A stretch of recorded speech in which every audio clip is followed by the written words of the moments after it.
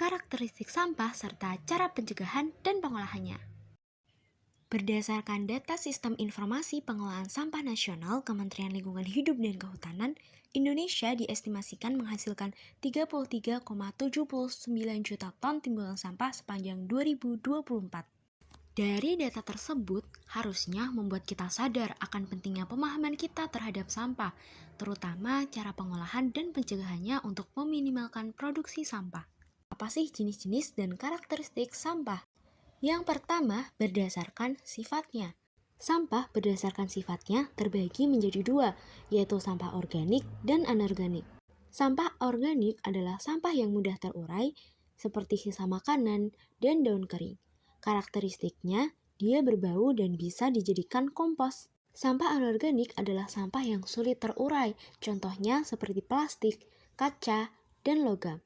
Karakteristik dari sampah anorganik yaitu tahan lama dan bisa didaur ulang.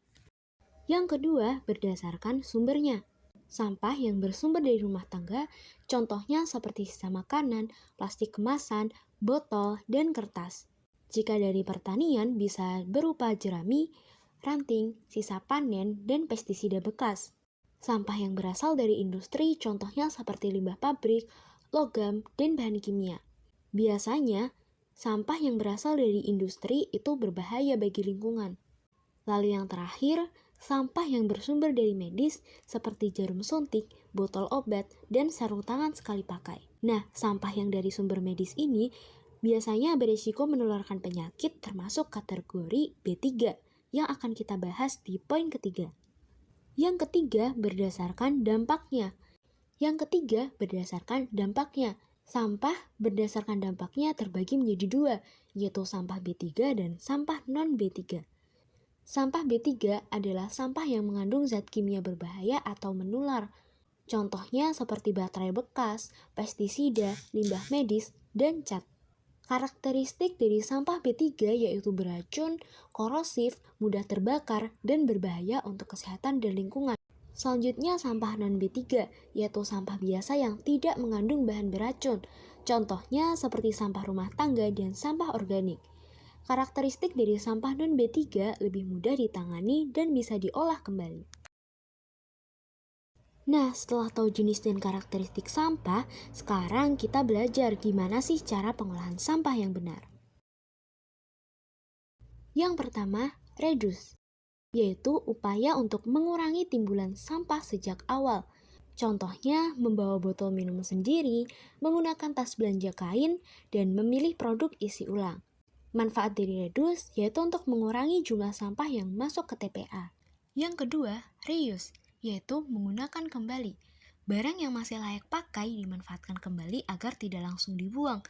Contohnya, botol kaca yang dijadikan wadah atau kardus bekas yang digunakan untuk penyimpanan. Manfaatnya bisa memperpanjang umur barang dan mengurangi produksi sampah baru. Yang ketiga, recycle, yaitu proses mengolah sampah menjadi barang baru yang bermanfaat. Contohnya, mengolah kertas bekas yang didaur ulang menjadi kertas baru. Manfaat dari recycle yaitu bisa menghemat sumber daya dan energi. Yang keempat, composting, yaitu pengomposan. Sampah organik seperti sisa makanan dan dedaunan diolah menjadi pupuk kompos.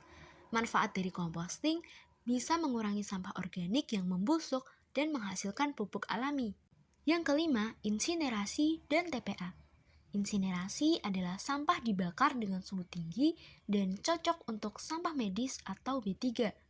Sedangkan TPA yaitu tempat pembuangan akhir, yaitu sampah ditimbun dan biasanya untuk sampah yang tidak bisa diolah. Tetapi insinerasi dan TPA bisa menimbulkan polusi jika tidak dikelola dengan baik. Selain pengolahan sampah, kita juga perlu tahu bagaimana sih pencegahan sampah agar produksi sampah tidak semakin banyak. Yang pertama, edukasi dan kesadaran masyarakat.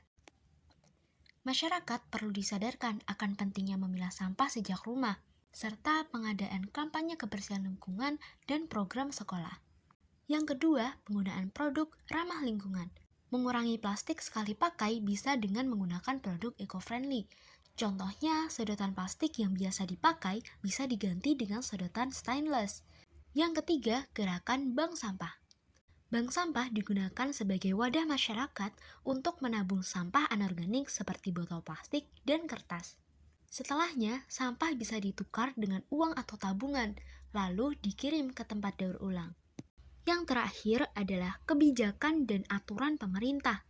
Poin 4 ini bisa berupa larangan penggunaan kantong plastik di beberapa kota atau kewajiban memilah sampah di perumahan. Nah, dari penjelasan tersebut bisa disimpulkan bahwa sampah memiliki berbagai jenis dan karakteristik. Jika tidak dikelola dengan baik, sampah akan menimbulkan dampak buruk bagi lingkungan dan kesehatan. Oleh karena itu, penting bagi kita untuk melakukan pengolahan dan pencegahan sampah sejak dari rumah. Mari bersama mengelola sampah dengan bijak demi lingkungan yang lebih bersih dan sehat.